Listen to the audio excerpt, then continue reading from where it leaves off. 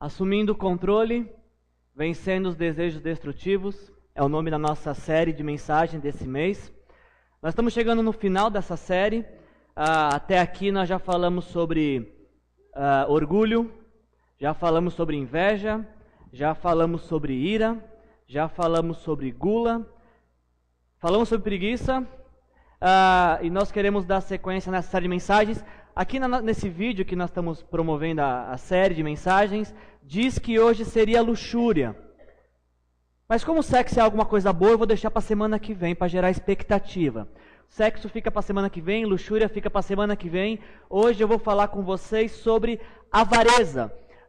Nós temos passado esse vídeo para lembrar que o pecado, luxúria, orgulho, inveja, ira, ele vive procurando um coração no qual ele possa habitar. Ele vive procurando alguém que possa alimentá-lo. Nós temos aprendido através dessa série que, embora o pecado bata na nossa porta, o pecado venha todas as vezes atrás de nós, nós podemos resisti-lo, acolhendo e desenvolvendo em nossas vidas virtudes espirituais que nos ajudam a vencer esses pecados. Então eu quero falar com vocês de avareza nesta noite. E para falar sobre avareza, eu queria que você me acompanhasse na leitura do livro de 1 Timóteo. 1 Timóteo vai ficar lá no finalzinho da sua Bíblia, perto de Hebreus, perto de Tito, depois de Colossenses, depois de Tessalonicenses. 1 Timóteo, capítulo 6, o último capítulo do livro, versículos de 3 a 19. 1 Timóteo, capítulo 6, versículos de 3 a 19.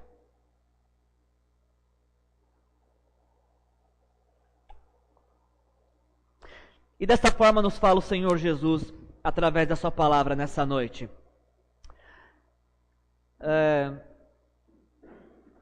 Se alguém ensina falsas doutrinas e não concorda com a sã doutrina de nosso Senhor Jesus Cristo e com o ensino que é segundo a piedade, é orgulhoso e nada entende. Esse tal mostra um interesse doentio por controvérsias e contendas acerca de palavras, que resultam em invejas, brigas, difamações, suspeitas malignas e atritos constantes entre aquele que tem a mente corrompida e que são privados da verdade, os quais pensam que a piedade é fonte de lucro. Versículo 6, de fato, a piedade com contentamento é grande fonte de lucro, pois nada trouxemos para esse mundo e dele nada podemos levar. Você pode repetir isso comigo, por favor? Diga assim: pois nada trouxemos para este mundo e dele nada podemos levar. Versículo 8, por isso, uma vez que a gente não traz nada nem leva nada, por isso, versículo 8, tendo o que comer e com o que vestir-nos, estejamos com isso satisfeitos. Os que querem ficar ricos caem em tentação, em armadilhas e em muitos desejos descontrolados e nocivos, que levam os homens a mergulharem na ruína e na destruição, pois o amor ao dinheiro é a raiz de todos os males. Algumas pessoas, nos diz o apóstolo Paulo, algumas pessoas, por cobiçarem o dinheiro, desviaram-se da fé e se atormentaram com muitos sofrimentos. E a orientação do apóstolo Paulo, então, versículo 11, você, porém, homem de Deus, você, porém, mulher de Deus que me ouve nessa noite, você, homem de Deus que me ouve nessa noite, fuja de tudo isso e busque a justiça, a piedade, a fé, o amor, a perseverança e a mansidão. Combata o bom combate da fé, tome posse da vida eterna para a qual você foi chamado e fez boa confissão na presença de muitas testemunhas. Diante de Deus, que a tudo dá vida, e de Cristo Jesus, que diante de Pôncio Pilatos fez a boa confissão, eu lhes recomendo, guarde este mandamento imaculado e irrepreensível até a manifestação de nosso Senhor Jesus Cristo, a qual Deus fará se cumprir no devido tempo. Ele é o bendito e único soberano, o Rei dos Reis, o Senhor dos Senhores, o único que é imortal e habita em luz inacessível, a quem ninguém viu, nem pode ver. A Ele sejam honra e poder para sempre. Nós dizemos amém. Versículo 17: ordene aos que são ricos no presente mundo que não sejam arrogantes, nem ponham sua esperança na incerteza da riqueza, mas em Deus, que de tudo nos provê ricamente para nossa satisfação. Ordene-lhes que pratiquem o bem, sejam ricos em boas obras, generosos e prontos a repartir.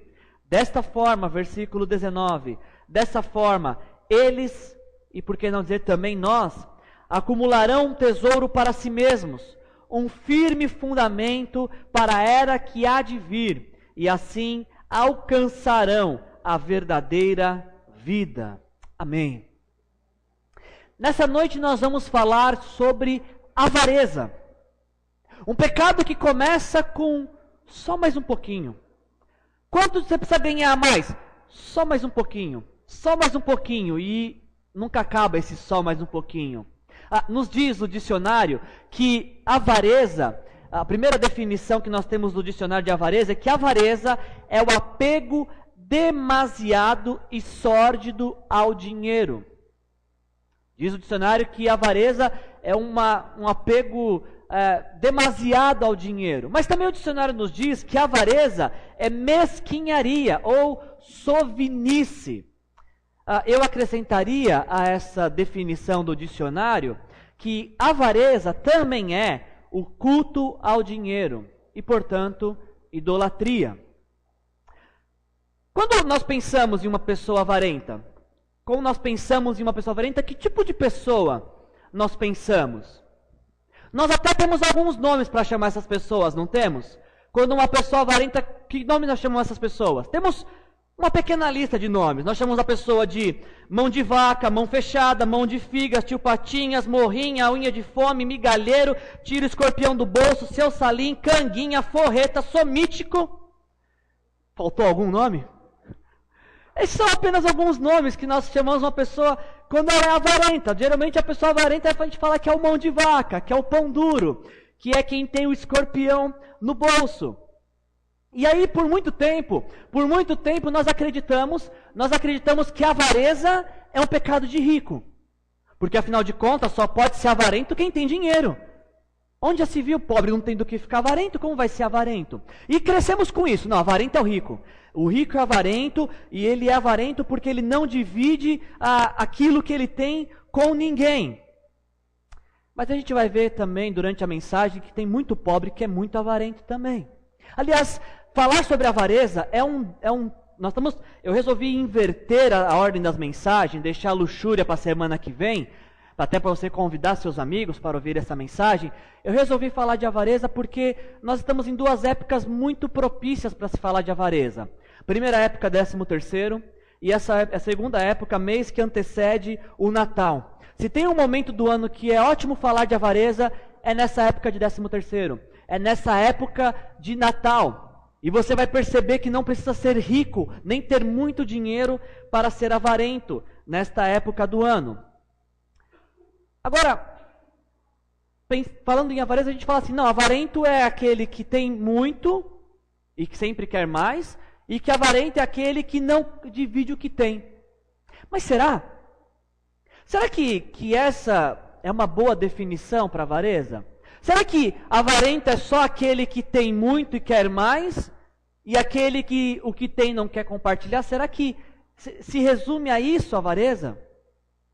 Quando nós estamos falando de avareza, nós não estamos falando apenas sobre não gastar dinheiro ou sobre querer ter mais dinheiro. Quando o assunto é avareza, não se trata em não gastar ou querer ter mais. Não é isso que se fala de avareza. Não gastar dinheiro está muitas vezes mais ligado à prudência, a uma boa administração, do que a avareza. Tem pessoas que não gastam seu dinheiro e que quando vão gastar, gastam muito bem pensado e fazem 2, 3 tipos de orçamento, porque elas sabem o quanto foi difícil ganhar esse dinheiro. Elas valorizam o suor do seu rosto, o seu esforço, elas não ficam esbanjando. Então, não gastar dinheiro, às vezes está ligado mais à prudência, a uma boa administração, do que à avareza. E o contrário é verdadeiro. Quando alguém quer ter mais dinheiro, necessariamente não está ligado à avareza.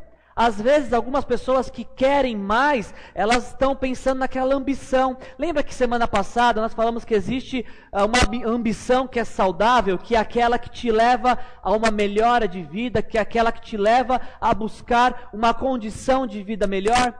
Aliás, nós demos essa seguinte definição, que ambição é querer ter mais por não se acomodar na vida.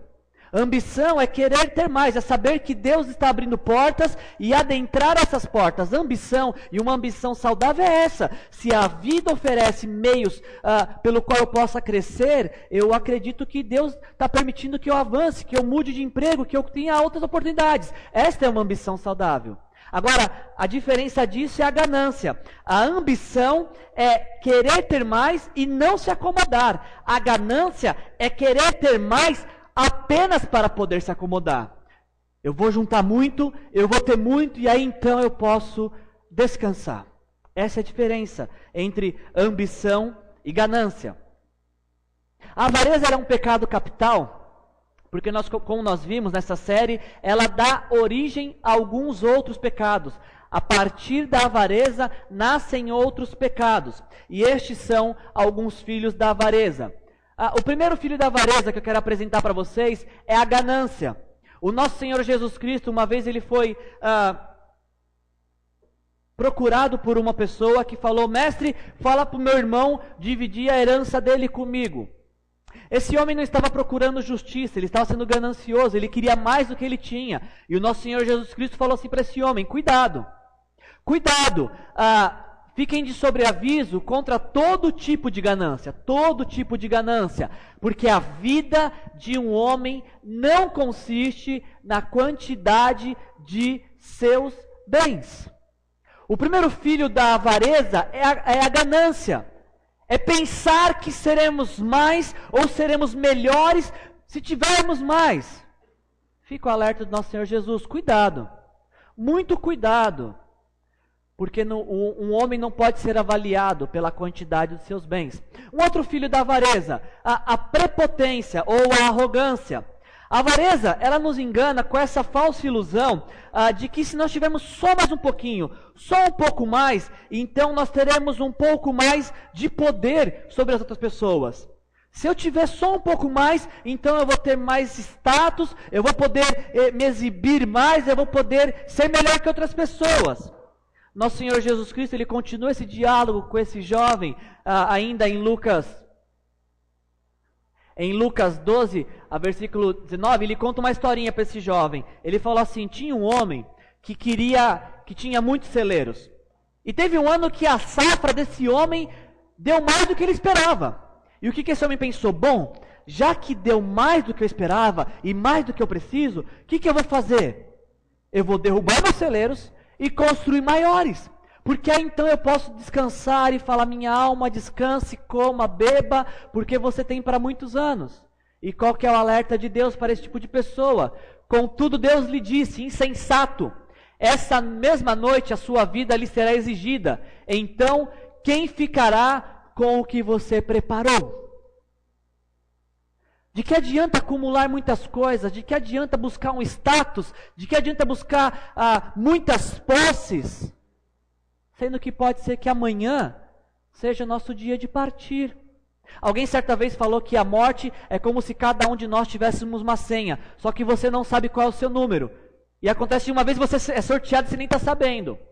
Você não sabe o dia de amanhã. Por que se preocupar tanto com a busca demasiada e exagerada em bens desnecessários às vezes? Um outro filho da avareza, a insensibilidade. Esse texto de Tiago é maravilhoso. Ele fala assim, de que adianta, meus irmãos, alguém dizer que tem fé se não tem obras? De que adianta?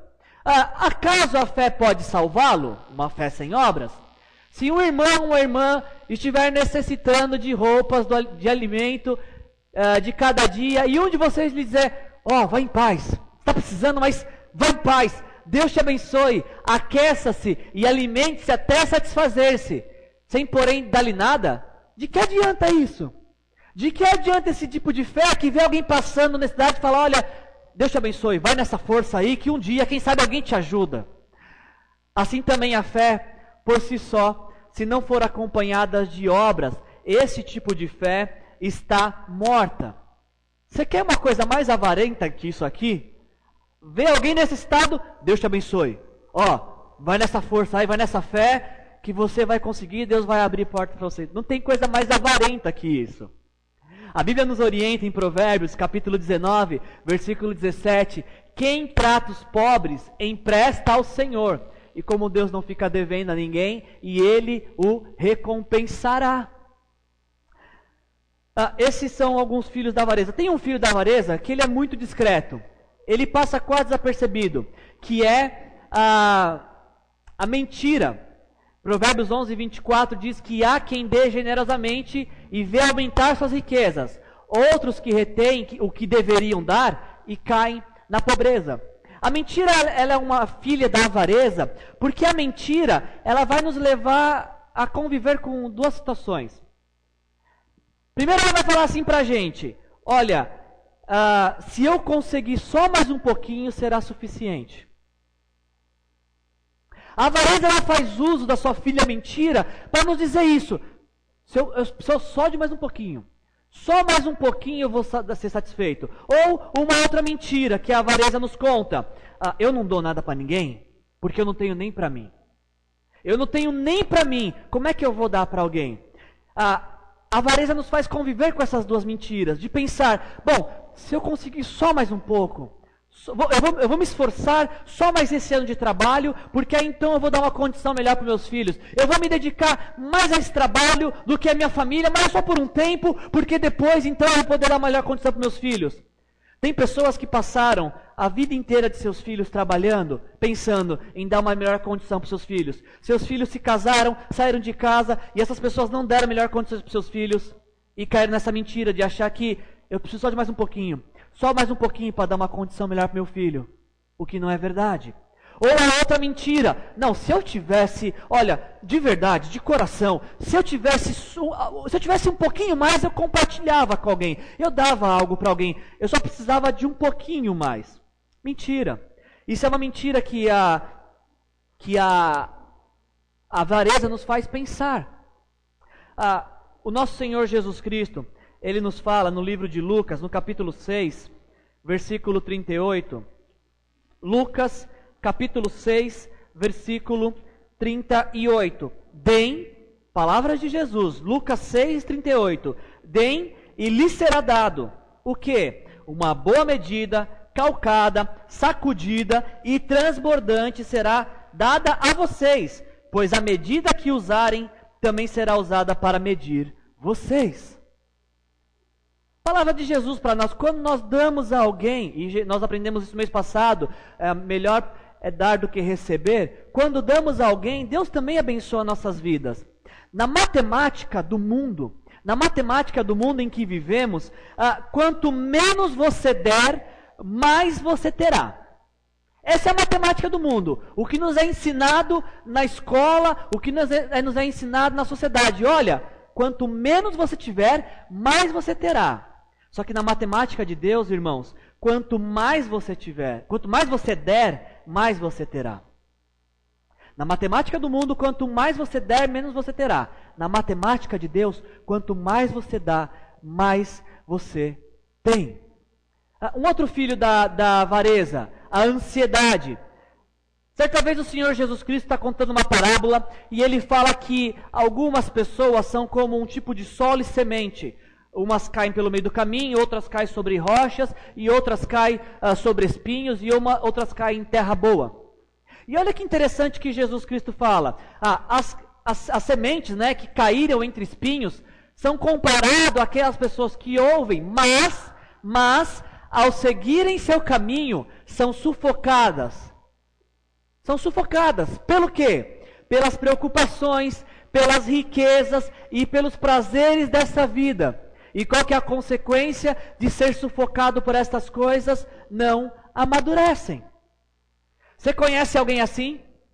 Você conhece alguém que vive preocupado, vive sufocado por preocupações, vive sufocado com esse desespero de querer ficar rico ou de ter só um pouquinho mais? Você conhece pessoas que estão tão vinculadas e buscando tanto mais os prazeres na vida?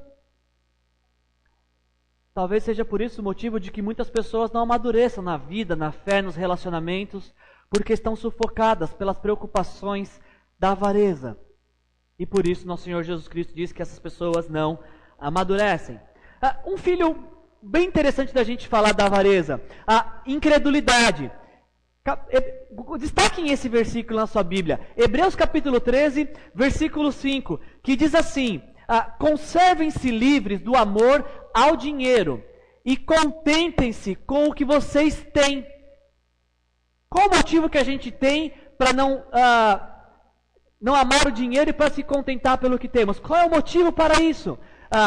Porque Deus mesmo disse: nunca o deixarei, nunca o abandonarei. Sabe qual que é o grande problema da avareza, gente? É que ela nos leva a desacreditar de que Deus cuida de nós. Esse é o grande problema da avareza. A avareza não fala assim: Deus não sabe cuidar de você. A avareza nos cega com uma incredulidade. E eu quero provar isso para vocês. Deixa eu fazer uma pergunta para vocês nessa noite, para provar o quanto que a avareza nos cega. Por que você acha que muitas pessoas, muitos brasileiros jogam na Mega Sena? Ou em loterias, ou em apostas cavalo, ou bingo? Por que você acha que muitas pessoas se envolvem com apostas? Deixa eu te fazer outra pergunta. Porventura, você já conheceu alguém que diz assim: nossa, fiquei sabendo que a Mega Sena está acumulada, então eu vou apostar e vou jogar, porque se eu ganhar, não vou ficar com um centavo. Eu vou dar tudo que eu ganhar para a instituição de caridades, para outras pessoas que precisam. Eu vou doar para a África, onde eu ouço falar que as pessoas passam fome. Você já ouviu falar de algum apostador que falou isso? Não, se eu ganhar, eu não quero nada. Eu estou jogando porque eu estou pensando em quem eu posso beneficiar. Eu não vou ficar com um centavo. Eu nunca conheci alguém que jogou e nunca pensou em si primeiro. Porque geralmente quem joga está pensando em quem? Eu nunca vi um texto na Escritura que diz assim: não apostarás, não tentarás a sorte. A gente até ouve uma expressão popular: é proibido jogos de azar. Mas a Bíblia não tem esse termo, jogos de azar. Eu nunca ouvi um versículo bíblico que falasse não jogarás. E aí então você que é membro dessa igreja, que está debaixo dessa autoridade pastoral, está pensando: poxa pastor, por que você não falou antes? Podia ter feito minha fezinha sexta-feira, antes de sortear a Mega Sena. Antes de você pensar nisso, e antes de amanhã correr na loteria para fazer um jogo, deixa eu te falar duas coisas. A primeira coisa é que eu não vejo nenhum mandamento na Bíblia: não jogarás. A primeira coisa que eu vejo é isso. Mas a segunda coisa que eu queria que esta você prestasse atenção, e essa eu queria que você se dedicasse, é que quem joga em loteria, quem faz todo tipo de aposta, está pensando no quê? Quem joga está pensando em ganhar muito para si. Quem joga está pensando em ganhar muito para si com pouco trabalho. Quem joga está pensando em ganhar muito para si, com pouco trabalho, sem nenhum tipo de esforço. Quem joga está pensando em ganhar muito para si, para melhorar a sua própria vida. Sabe qual que é o grande problema disso? É porque quem joga quer melhorar a sua vida, porque não acredita que Deus cuida. E para mim talvez esse seja o maior problema com o pecado. O apostador, ele está frustrado com a sua vida financeira, ele está frustrado com as suas posses, e ele fala: Deus, o Senhor poderia fazer algo na minha vida? E aparentemente Deus não faz, não chega o aumento de salário, não chega o fim das dívidas, e o apostador está pensando assim: eu pedi para Deus, eu orei, Deus não fez. Deus, o Senhor não sabe cuidar de mim, então eu vou te mostrar como é que se cuida de mim. Compra um bilhete da Mega Sena, joga e diz para Deus: Deus, é assim que cuida de mim, Deus. Deixa eu te ensinar. Para cuidar de mim, não basta alguns reais, precisam de alguns milhões de reais ou alguns milhares de reais. Deus, o Senhor não sabe cuidar de mim. Porque se o Senhor soubesse cuidar de mim, o Senhor daria o que eu estou precisando ou o que eu estou pedindo. Deus, deixa eu te mostrar como que cuida de mim. É com alguns milhares de reais, não com essa mixaria que o Senhor tem me dado. É lógico que ninguém vai falar isso. Imagina, pastor, que absurdo. Será que não? Talvez não de cabeça pensada, porque a avareza, um dos filhos da avareza é a incredulidade. Ela nos cega, para a gente não ver isso. Quando jogamos em todo tipo de aposta, quando queremos ganhar dinheiro fácil, sem trabalhar, sem esforço, sem ser por oportunidades que Deus nos dá, nós estamos dizendo: Deus, o Senhor não sabe cuidar de mim, o Senhor atrasa muito para mandar as coisas para mim, deixa que eu te mostro como cuida de mim, Deus. Uma vez eu quis apostar, gente. Estava no meu trabalho, com meu mísero salário, e aí a Mega Sena acumulou. Aí eu pensei: Deus, está acumulada. E eu tinha até uma estratégia para ganhar, gente. É lógico que eu não vou revelar para não tentar vocês, mas eu tinha uma estratégia muito boa para ganhar. E a hora que eu estava pensando em jogar, Deus falou assim para mim: por que você vai jogar? Por que eu vou jogar, Deus? Óbvio, para ganhar. Para ganhar o quê? O que eu tanto quero, Deus. E Deus me perguntou: então você está me dizendo que o que você me pediu e eu não te dei, você vai tentar ganhar de outra forma? Não tinha pensado por esse lado, Deus, mas... E Deus me perguntou: então você não acredita que eu cuido de você? Por que eu, Wilson, não aposto? Porque eu acredito que Deus cuida de mim. Porque eu acredito que quando Deus quiser me dar alguma coisa, Ele dará na hora que Ele quiser, do jeito que Ele quiser, quando Ele achar que eu preciso e mereço. E o contrário é verdadeiro. Se eu for atrás de um tipo de benefício, de dinheiro rápido, eu estou dizendo: Deus, o Senhor não sabe cuidar de mim. Eu não acredito nessa promessa do Senhor. Por que a avareza nos faz querer um pouco mais?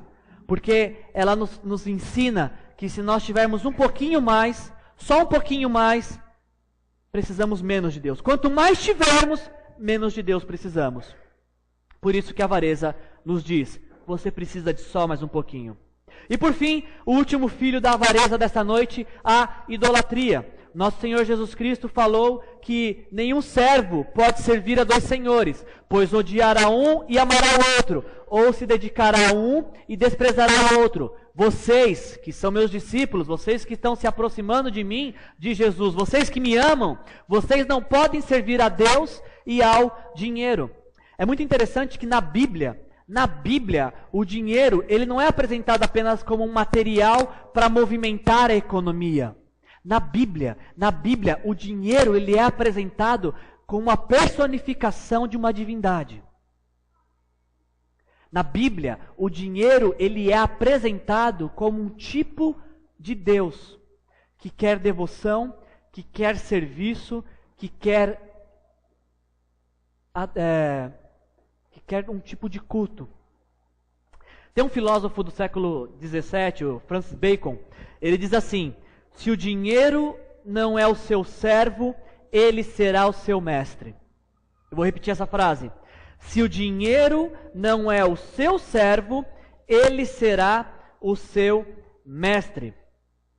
Sempre que se fala em avareza, muito é destacado, muita ênfase é dada em querer ter mais ou não repartir o que tem. Que é uma boa ênfase, mas não é a principal. A principal ênfase a ser dada sobre a avareza é que quando a avareza contamina nosso coração, ela nos propõe trocar de Deus, a adorar um outro Deus, a nos prostrarmos diante de um outro Deus. Um Deus que nós conhecemos, um Deus que nós chamamos de dinheiro. A avareza é pecado justamente porque ela fala: Deus não sabe cuidar de você, o dinheiro sabe. O dinheiro pode te dar o que você quer, o dinheiro pode atender os anseios do seu coração. E nós vamos sendo contaminados com esse tipo de informação, e a conclusão disso é que a nossa oração deixa de ser: seja feita a tua vontade, e passa a ser: seja feita a minha vontade. A consequência disso é que passamos a acreditar menos em Deus, em seu poder, e mais no dinheiro e naquilo que o dinheiro pode comprar. E aí então as pessoas passam a ter valor, as coisas passam a ter valor, tudo se paga com o dinheiro. A avareza é um pecado porque ela bate na porta do nosso coração. E a missão da avareza é nos levar a acreditar que Deus não sabe cuidar de nós. Talvez foi essa a orientação que o apóstolo Paulo quis trazer para Timóteo no texto que nós lemos. No texto que nós lemos de 1 Timóteo, capítulo 6, parece-me que a igreja que que Timóteo ia pastorear, parece-me que tinha dois grupos naquela igreja. O grupo que queria ser rico e o grupo que já era rico. Naquela igreja tinha dois grupos: os que queriam ser ricos. Vocês vão ser os que querem ser ricos, tá? E o grupo que já era rico, tá ok? Vocês são os que são ricos e vocês os que já querem ser ricos. E vocês só assistem o debate aqui. Tinha esses dois grupos na igreja: os que eram ricos e os que queriam ser ricos. E parece que Paulo fala: Timóteo, tenha uma conversa com esses dois grupos. Traga uma orientação para esses dois grupos. Para o grupo que queria ser rico, para o grupo que queria ficar rico, o apóstolo Paulo fala assim: primeira instrução, Timóteo, que você vai dar para esse grupo, versículo 7. Nada trouxemos para esse mundo e dele nada podemos levar. Timóteo, para o grupo que quer ficar rico, dá essa orientação: nós não trazemos nada para esse mundo. E acredite, deste mundo não podemos levar nada.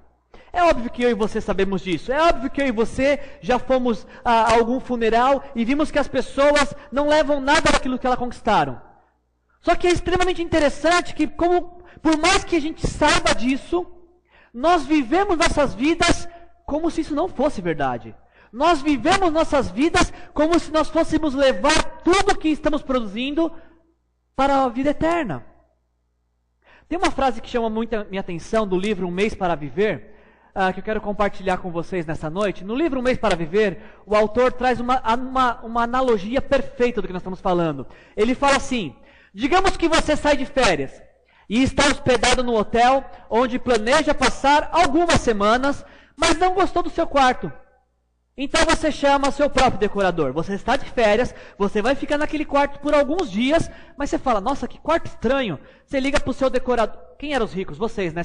Porque pobre não tem decorador, só rico que tem. Vocês ligam para o seu decorador: viu, fulano, você pode vir decorar o quarto do hotel que eu vou ficar algumas semanas?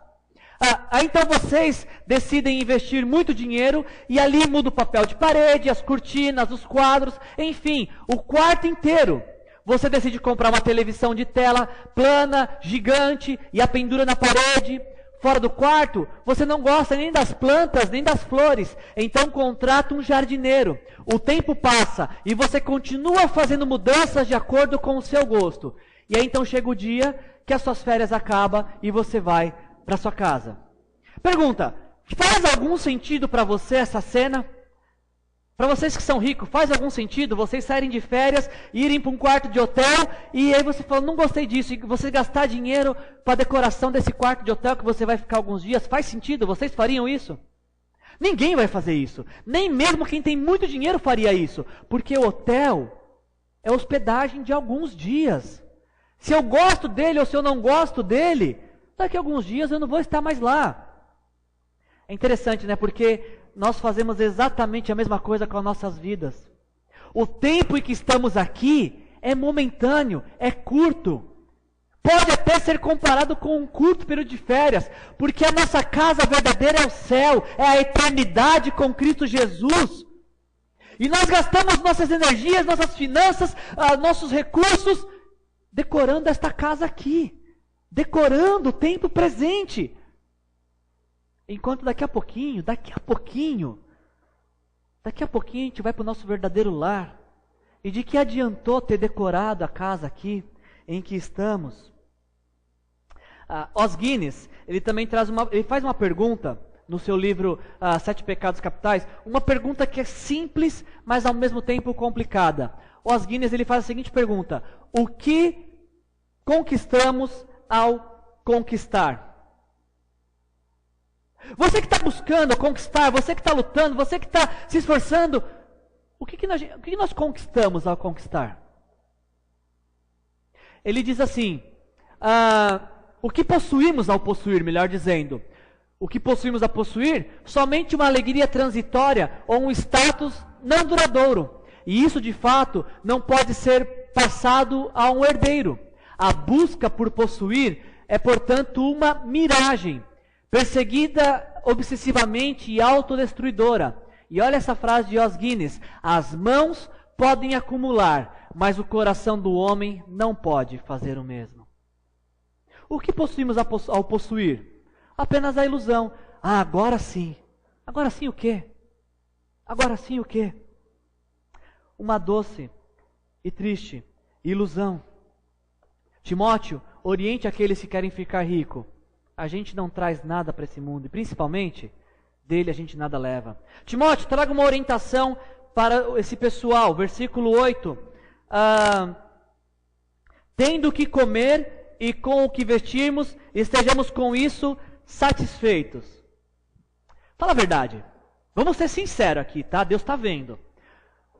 Quantos de nós aqui, não se manifeste, quantos de nós aqui realmente ficamos satisfeitos tendo o que vestir e tendo o que comer? Quantos de nós? Realmente, de coração, Deus, obrigado, porque eu tenho uma roupa, eu tenho um par de sapato, e hoje tem arroz, feijão e ovo, graças a Deus. Quantos de nós realmente fica satisfeito com isso?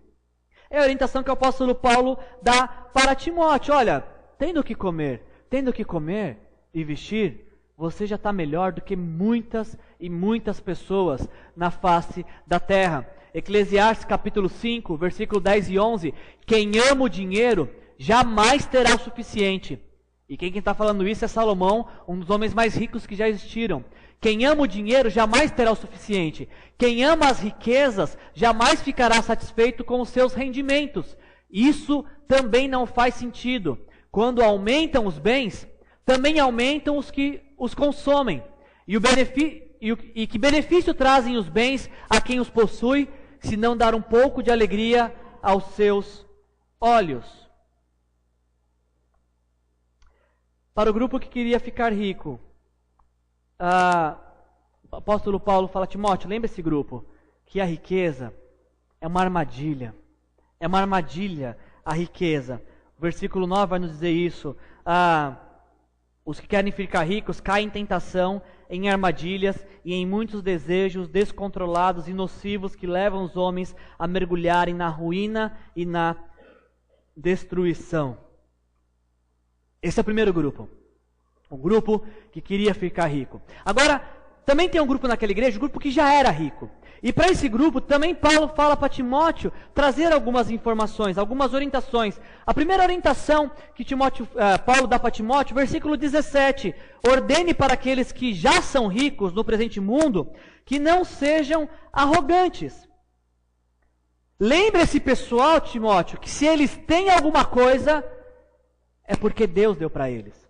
É porque Deus os agraciou. É porque Deus concedeu. Então, eles não têm por que ficarem arrogantes, porque eles receberam como dádiva de Deus. Timóteo, para o grupo que quer ficar rico, e esse é o principal alerta dessa passagem, ainda no versículo 17, não ponham sua esperança na incerteza da riqueza, mas em Deus, que de tudo nos provê ricamente para a nossa satisfação. As riquezas são incertas. E que nos diga o Eike Batista, não sei se vocês têm acompanhado o noticiário, o Eike Batista, no ano passado, ele era o 7º homem mais rico do mundo, e consequentemente o homem mais rico do Brasil, no ano passado. E neste ano, o Eike Batista saiu dessa lista dos mais ricos do mundo e já não está nem mais entre os 10 mais ricos do Brasil. Estudos apontam de que o Eike Batista, no ano passado, ele tinha uma fortuna de 30 bilhões. E agora, hoje em novembro, Eike Batista está com os míseros 900 milhões. Eu sei o que você está pensando. Ô pastor, 900 milhões? É dinheiro demais, pastor. Ele tinha 30 bilhões. Poxa, mas 900 milhões ainda é muito dinheiro. Você acha mesmo? Você acha que realmente quem toma um tombo de 30 bilhões agora tem 900 milhões ainda é muito dinheiro? Vamos fazer uma coisa proporcional aqui para você entender o drama de Eike Batista. Imagina que você tem 30 mil reais no banco. 30 mil reais, você está rico, você tem 30 mil reais, está sonhando o que você vai fazer com esse dinheirão. E aí teu gerente te liga e fala, viu? Lembra aqueles 30 mil? Lembro. Pois é, eles viraram 900 reais. Você ia falar, não, mas é dinheirão ainda tem bastante dinheiro ainda. É mais ou menos essa proporção do que passou com o Eike Batista. O que você está pensando, talvez seja o que o Eike Batista está pensando também. E por fim, a última orientação que o apóstolo Paulo dá para o grupo que já era rico. Versículo 18. Ordene-lhe que pratiquem o bem, que sejam ricos em boas obras, generosos e prontos a repartir. A gente poderia resumir essa orientação de Paulo para esses dois grupos com duas perguntas. Timóteo, para o grupo que quer ficar rico, pergunte para eles, o que vocês estão fazendo com a vida de vocês? O que é que vocês estão fazendo com a vida de vocês? Porque a gente já viu que a riqueza, ela pode, essa ambição, essa ganância por riqueza pode destruir. Quantos casamentos foram destruídos porque o marido falou, não, vou trabalhar um pouco mais para dar uma melhor condição, e se afogava em trabalho, e não tinha condições, não passava tempo com a mulher e filho. Timóteo, pergunta para as pessoas que querem ficar ricas, o que elas estão fazendo com a vida delas. E para o grupo que está ficando rico, que já é rico, pergunta para esse grupo, Timóteo, pessoal, vocês que já são ricos, aonde que está a esperança de vocês? Aonde vocês depositam toda a esperança de vocês? Essas duas perguntas, Paulo orientou Timóteo a fazer para a igreja que ele pastoreava. Mas eu acho que essas perguntas não são apenas para o jovem pastor Timóteo fazer. Essa é uma pergunta que eu, pastor Wilson, tenho que fazer para a igreja que eu pastoreio. O que é que vocês estão fazendo com a vida de vocês? E aonde você está colocando a sua esperança? Antes que você responda essas perguntas,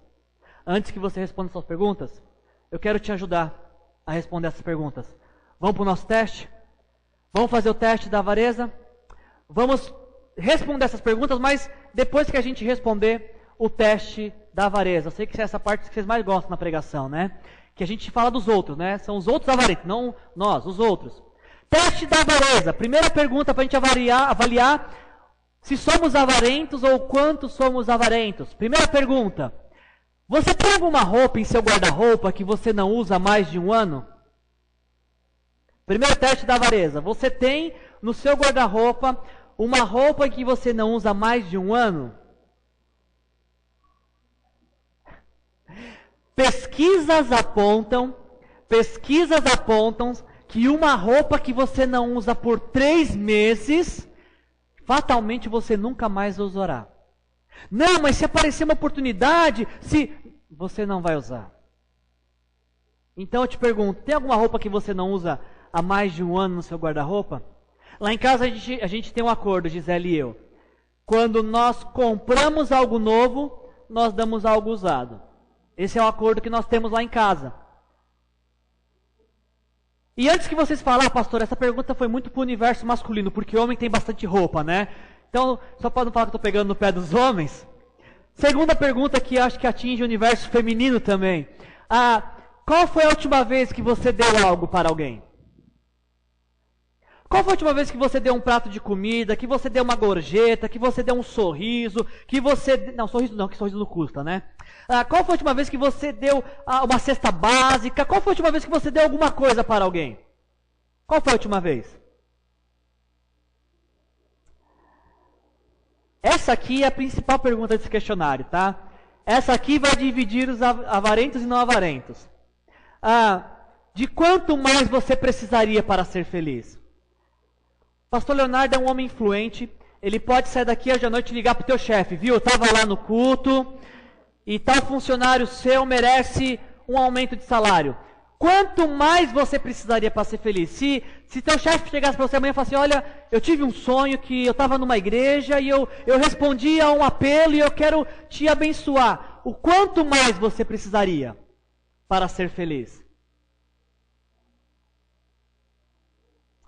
Eu lembro que quando eu estava nos meus primeiros empregos, talvez o segundo ou terceiro, tinha 16 anos.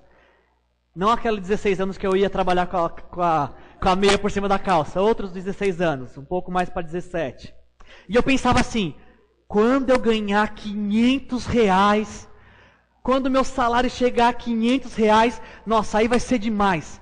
Aí eu vou poder comprar 4 tênis por mês, eu vou poder ir no cinema. Não, quando eu ganhar 500 reais vai ser o máximo. E o que aconteceu? Chegou o dia em que meu salário chegou a 500 reais e adivinha? Com pouco tempo, 500 reais já não era suficiente. Mas aí eu pensei, lógico, o que alguém faz com 500 reais? Aí eu pensei, não, quando chegar a 1.000 reais, quando meu salário chegar a 1.000 reais, não, aí sim, aí com certeza eu vou ficar tranquilo, porque 1.000 reais é baita de um salário. Quando meu salário chegar a 1.000 reais, aí eu vou ficar tranquilo. E o que aconteceu? Meu salário chegou até 1.000 reais e a minha vida parece que piorou em vez de melhorar. Parece que piorou a vida. Mas aí eu pensei assim, não, mas é lógico. O que alguém faz com 1.000 reais, né? Quando o meu salário chegar a 10.000 reais, aí sim. Aí é um salário de magnata. Quando o meu salário chegar a 10.000 reais, aí eu vou arrebentar. Aí eu vou poder fazer o que eu quero, viajar, ir para restaurante. Quando chegar a 10.000 reais, aí sim eu vou ter uma boa vida. E o que aconteceu? Não aconteceu, na verdade.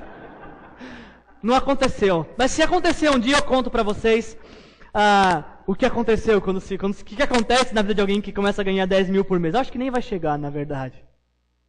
Mas o que eu quero dizer para vocês com isso? É que não é a vida que é cara. É o padrão de vida que escolhemos. Não é a vida que é cara. É o padrão de vida que adotamos. Lembra do dia em que você estava desempregada, louco para alguém te pegar? Se aquele caminhão da Cromber passava, você se jogava dentro. Imagina essa cena, você estava louco para alguém te abrir uma vaga de emprego. E aí você vai preenchendo várias fichas, entregando vários currículos. E o que acontece? Te chamam. Você foi chamado, esse emprego é seu, parabéns. E você fala, glória a Deus, graças a Deus, consegui. Deus, obrigado, porque o Senhor é o Deus provedor e abriu essa porta, obrigado, Deus. Aí você entrou naquele emprego que você tinha pedido para Deus.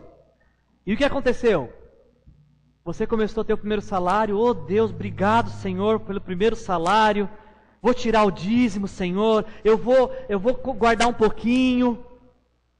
E tudo era lindo e maravilhoso. Aí passa o segundo mês, terceiro, o quarto. E você começa a aumentar seu padrão de vida. O celular que só ligava e acendia a lanterninha não serve mais. Agora você quer um que acessa a internet. A televisão branca e preta não presta, tem que ser uma de LED. O que é caro, gente, não é a vida. É o padrão que nós escolhemos ter. Esse sim é caro, esse sim, ele traz desgaste para nós. Uma outra pergunta para testar nosso nível de avareza. Você dedica mensalmente 10% de todos os seus rendimentos para sustentar a obra de Deus? É muito importante que eu diga aqui nessa noite, vocês sabem que eu não tenho o hábito de pedir dinheiro, e nem nunca vou fazer isso, porque isso não é um papel pastoral, pedir dinheiro para ninguém. Eu sou totalmente contra isso, a pedir dinheiro. A Bíblia nos orienta que nós devemos ofertar com aquilo que Deus coloca no nosso coração, e que Deus recebe a oferta de quem dá com alegria. O dízimo, ao contrário do que se acredita, não é pagar imposto na igreja. Não, eu tenho que pagar o dízimo, eu tenho que pagar porque senão o gafanhoto vai vir. Que tal de gafanhoto é esse, gente? O gafanhoto devorador vai vir e vai destruir a minha vida e não vai dar mais nada certo. Ou então, dar por obrigação. Nossa, esse mês eu não podia, mas tá aí, vou entregar. Dízimo, gente, ele não é imposto. Ninguém, e guardem essa frase e assistam essa pregação depois na internet, ninguém tem a obrigação de dar dízimo na igreja. Ninguém tem a obrigação. Porque dízimo não é imposto. Dízimo não é pedágio que você paga para entrar no céu. Dízimo, o dízimo, a Bíblia nos ensina que ele é a maneira que nós nos comprometemos e nos envolvemos com o sustento daquilo que Deus está fazendo no mundo. Dízimo não é obrigação, é um privilégio dizer: Deus, eu estou te dando isso aqui porque eu quero me envolver com o Senhor, eu quero sustentar isso. Não é obrigação, é privilégio. É privilégio. Às vezes a gente pensa que nós temos que dar o dízimo porque Deus precisa do nosso dinheiro. Coitadinho de Deus. O que Deus vai fazer se eu não der o meu dízimo? Deixa eu te dizer uma coisa. Deus não precisa do meu dinheiro e Deus não precisa do seu dinheiro. Deus não precisa do dinheiro de ninguém. Não precisamos dar dinheiro na igreja na obrigação, constrangido ou coagido, pensando que não, Deus precisa do nosso dinheiro. Dar 10% de toda a nossa arrecadação deveria ser visto como um privilégio. Poxa, eu tenho a oportunidade de me envolver com aquilo que Deus está fazendo. Aliás, quando nós temos esse princípio de dar com alegria, de dar com prazer, a gente não fica fazendo a conta. Quanto que é 10% de 1.115,23? Alguém me ajuda, por favor? Quando nós damos com alegria, a gente não faz a conta quanto que dá 10%, porque a conta é muito maior. A régua de medir não é 10%, não é a 10ª parte. A regra de medir é o coração, é o que está no coração. Eu lembro de algumas vezes que eu dava o dízimo por obrigação. Eu lembro de algumas vezes no meu passado em que eu sou crente, né, gente? Eu preciso dar o dízimo, eu tenho, porque se eu não der meu dízimo, como é que o pastor vai pagar a luz da igreja? Como é que vai pagar as coisas? Eu vou dar, mas dó de dar esse dízimo, hein? Eu fico pensando em Deus olhando essa cena, né? Um cara que nem eu, que dava o dízimo por obrigação. Se eu fosse Deus, eu falava assim, viu? Você acha que eu preciso dessa porcaria aí? Você acha que realmente eu preciso dessa mixaria? Se eu fosse Deus, eu falaria isso para mim com aquele coração de quem dá por obrigação. Você acha que eu preciso disso? Pode ficar para você. Se você dá por obrigação ou por medo, fica para você. Fica para você. Ou se você dá com dúvidas de como isso é administrado, fique para você ou dê em outro lugar em que você acredite na administração. Num lugar em que você quer se envolver, que você quer sustentar. Se eu fosse Deus, naquela época em que eu dizimava por obrigação, eu diria isso para mim. Pode ficar para você. Se vai te fazer tanta falta, fique para você. O apóstolo Paulo fala em 2 Coríntios, capítulo 9, versículo 7. Cada um dê conforme determinou em seu coração, não com pesar ou por obrigação, pois Deus ama quem dá com alegria. Como é que deve ser? Quanto que é o dízimo? É o quanto Deus colocar no seu coração. É o quanto te der alegria, é o quanto te faz ter alegria. A gente ouve pregações, não, o dízimo tem que ser sacrifício, porque você tem que sentir dor, tem que ser algo que faça falta. Não é o que a Bíblia diz. A Bíblia diz que a gente deve dar com aquilo que está no nosso coração, com a nossa dar com alegria, o que nos faz ficar alegre. Deus, obrigado, porque eu consegui participar disso, eu consegui me envolver com isso. E uma última pergunta do nosso teste de avareza, do nosso avarezômetro. Como você descreveria o cuidado de Deus na sua vida? Deus cuida de mim. Você pode dizer amém? Amém. Como?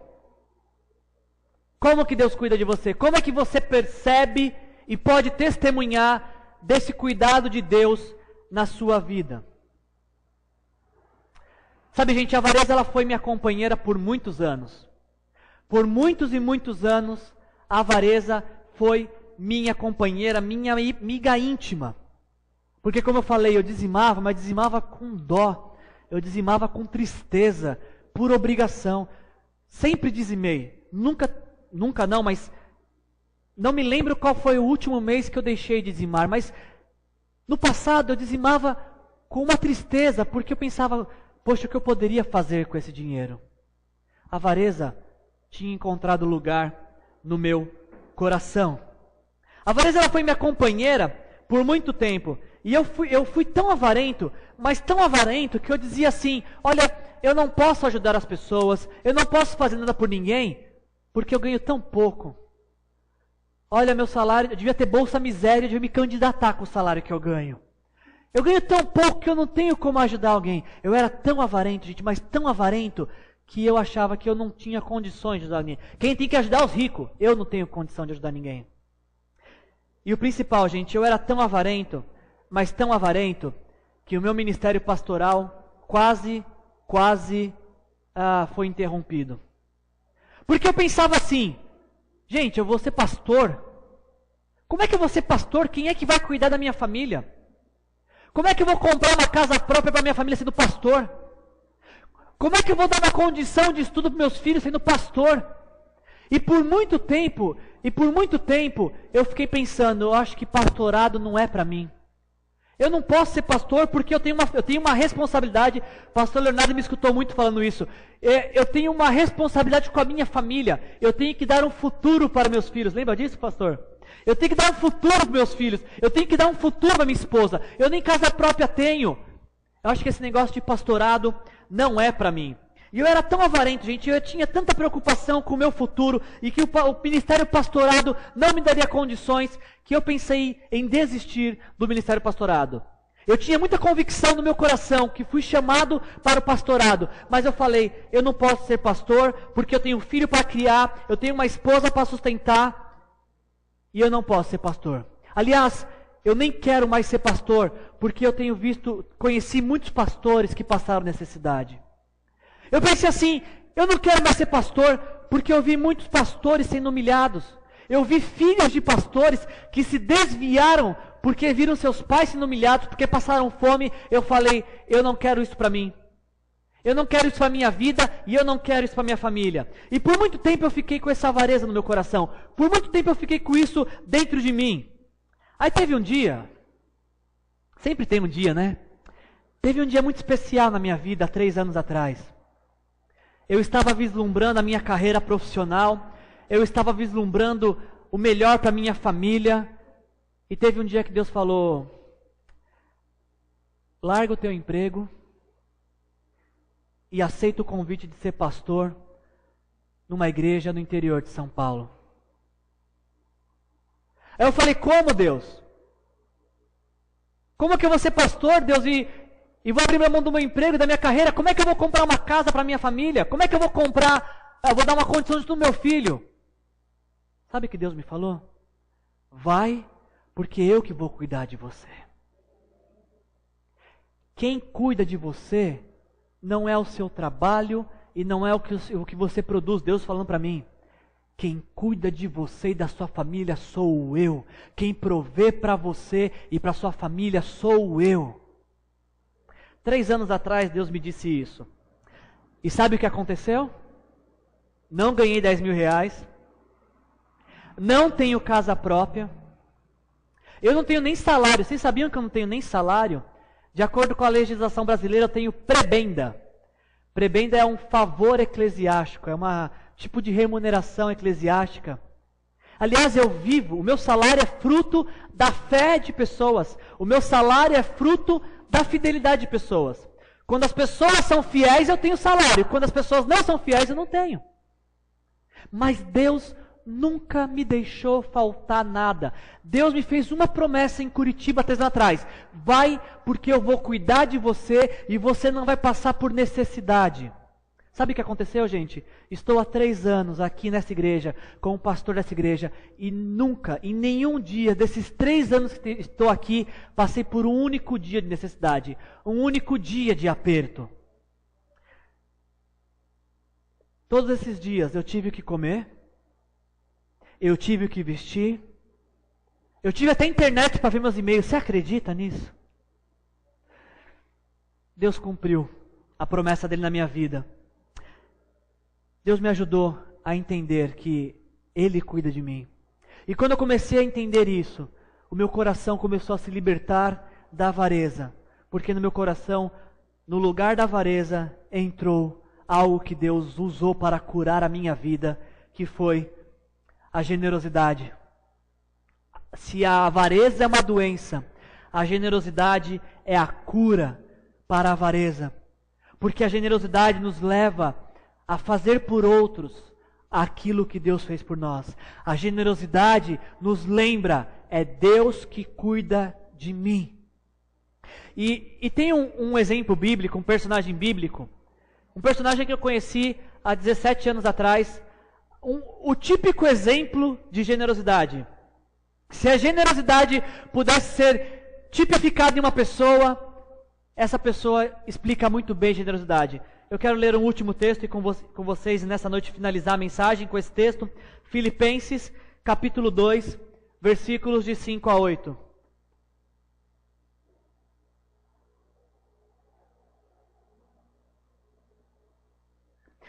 O maior exemplo e a maior definição que nós poderíamos ter de generosidade se encontra na vida de um homem.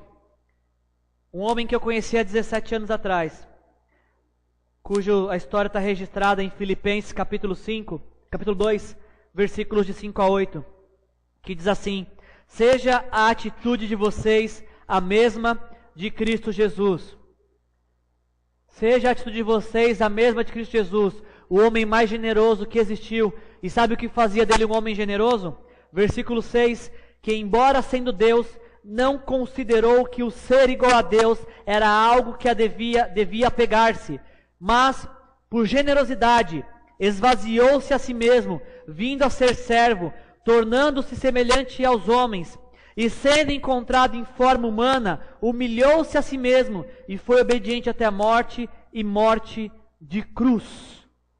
Jesus é o maior exemplo de generosidade que um dia conheceremos, ou poderíamos conhecer. Porque Jesus é Deus. É o Deus encarnado, é o Deus Filho. E Jesus, sendo Deus, não considerou a sua divindade ou a glória que tinha na eternidade como algo que devia pegar-se. O que ele fez? Ele se esvaziou. Ele abriu mão dos seus atributos divinos. Ele assumiu forma humana. O Deus eterno passou a ser limitado ao tempo e ao espaço. O Deus perfeito começou a conviver com a imperfeição humana, como sono, fome, desgaste físico. Com uma única diferença: o Deus Filho, diferente de mim e de você, ele vem ao mundo sem pecado. Então esse Deus Filho, Jesus Cristo, que teria tudo para ficar na glória com o Pai no lugar perfeito, generosamente ele dá de sua própria vida, morrendo na cruz por nossos pecados, para que, quando nos aproximamos dele em arrependimento, pedir: Senhor Jesus, me perdoa pelos meus pecados, transforma a minha vida. Através desse arrependimento, começamos a receber da vida de Jesus em nós. Jesus é o melhor exemplo para se combater a avareza, porque ele foi o homem mais generoso que já existiu. Ele abriu mão de sua glória, de sua divindade, assumiu forma humana e generosamente entregou a vida dele na cruz, morreu e ressuscitou para que pudéssemos ter perdão dos pecados e vida eterna. Eu quero te convidar nessa noite a olhar para a generosidade de Jesus. E pensa comigo, se Deus entregou Jesus Cristo para morrer por mim e por você, será que Ele não sabe cuidar de você? Se Deus foi ao ponto de permitir que Jesus morresse por nós, será mesmo que Ele não sabe cuidar de nós? Deus sabe exatamente o que você está sentindo e pensando neste exato momento. E isso não é jargão, isso é fé bíblica. Deus conhece o que está no seu coração agora. Deus sabe o que você está precisando e Deus sabe o que você vai precisar no ano que vem. Deus sabe. Deus sabe de tudo o que você precisa, porque Ele sabe como cuidar de você. Jesus fala em Mateus 6, se até passarinho tem onde morar e o que comer, você acha que você não, que vale mais que passarinho? Deus não sabe cuidar? Que tal nessa noite? Que tal nessa noite eu e você abrirmos mão da avareza do nosso coração e acolhermos a generosidade em nossas vidas? Que tal nessa noite dizermos: eu não quero mais ser avarento, eu quero ser generoso, como Jesus foi comigo. Feche teus olhos, vamos orar.